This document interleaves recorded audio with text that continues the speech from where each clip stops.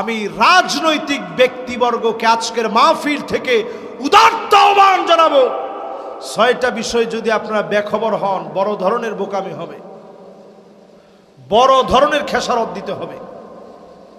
কারণ নবী আলাইহিস সালাতু ওয়াস সালাম 5 নম্বরে বলে গেছেন, এই জমিনের ভিতরে শেষ এবং আখিরি জামানা ফাইনাল একমাত্র শুধুমাত্র শাসন ব্যবস্থা হবে, সুম্মা তাকুনু খিলাফাতান আলা মিনহাজি নবুওয়াতিন, আল্লাহর নবীর দেখানো পথ মত অনুযায়ী কোরআন দিয়ে রাষ্ট্র চলবে, কেউ বাধা দিয়ে আটকা দিতে পারবে না, পারবে না, পারবে না। এটা হচ্ছে পরিষ্কার আল্লাহর নবীর কথা।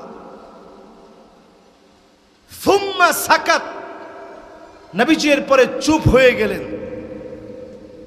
চুপ হয়ে গেলেন এই জন্য, যদি এর পরেও আপনারা কাজ না করেন বড় বড় 6টা বিপদ আসতেছে। হাদিস থেকে পাওয়া যায়, প্রথম বিপদ ইমারাতুস সুফাহা, নির্বোধ লোকেরা ক্ষমতায় আসবে। এটা বেশি আরবি জানার দরকার নেই, মোটামুটি আরবি জানলে সারিব। সুফাহা মানে কি? একটু আওয়াজ করি কর না, কিয়া বোকা, যাদের বুদ্ধি নেই। ইমারাতুস সুফাহা, নেতৃত্ব হবে নির্বোধদেরকে দিয়ে।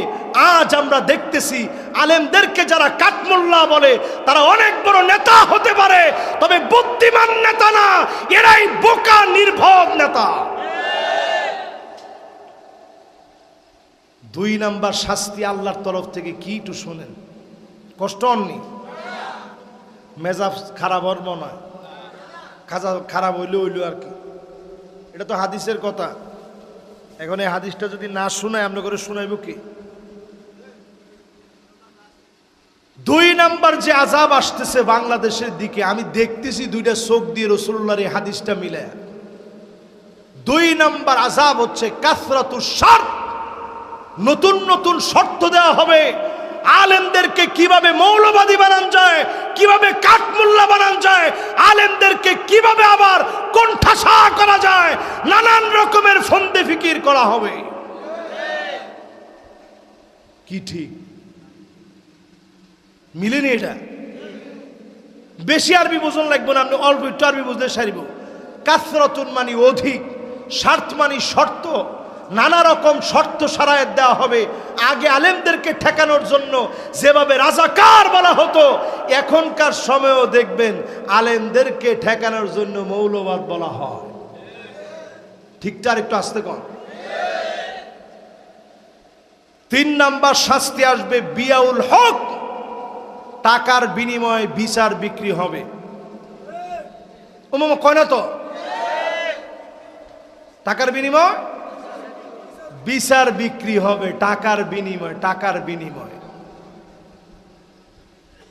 হুজুর এতদিন হয়েছে, এখনো হয়তো না,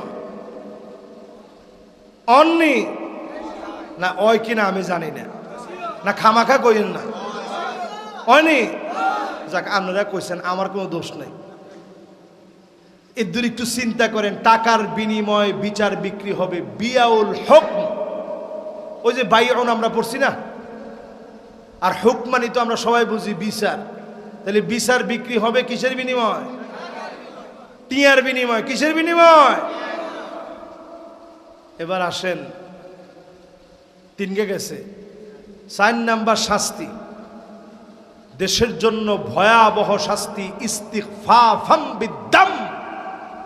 4 দিকে জেনোসাইড হবে, ঘরে ঘরে গৃহযুদ্ধ লেগে যাবে। আজ তাকায় দেখেন, আমার দেশটার যে শান্তি এখনো আছে, এটা নষ্ট করার জন্যে পার্শ্ববর্তী দেশ উৎপেতে তাকায় আস। হেতে করল যুদ্ধ পাকিস্তানের, আমরা কি করলাম? হেতেরা কয় বাংলাদেশ খাই ফেলাইতে সময় লাগবে 3 মিনিট 4 মিনিট, এ কয়েকটা ড্রোন পাঠাই দিব, বা শেষ। এই জন্য শুরুতে আমি ইয়ারমুকের যুদ্ধের ঘটনা শোনাই দিয়ে আমি বুঝাই দিছি, মুসলমান আমরা সংখ্যা দিয়ে বিজয় কখনো গুনি না, অস্ত্রের জনজনানি দিয়ে মুসলমানের কোনো বিজয় আসে নাই, আসবেও না। জোরে করে আল্লাহু আকবার। 4 নম্বরের পরে 5 নম্বর, দেশকে যদি এই পরিস্থিতি থেকে বাঁচাতে চান, গৃহযুদ্ধ থেকে বাঁচাতে চান, এখনই সজাগ হন, আল্লাহর কোরআনের দিকে আসেন, নতুবা বাঁচার কোনো উপায়। আমি ছাত্র জনতাকে লক্ষ্য করেও বলবো, এই 2000 প্রাণ এমনে চলে যায় নাই।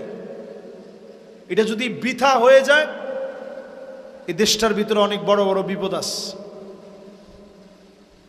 5 নম্বরে নবী আলাইহিস সালাতু ওয়াস সালাম বলছেন,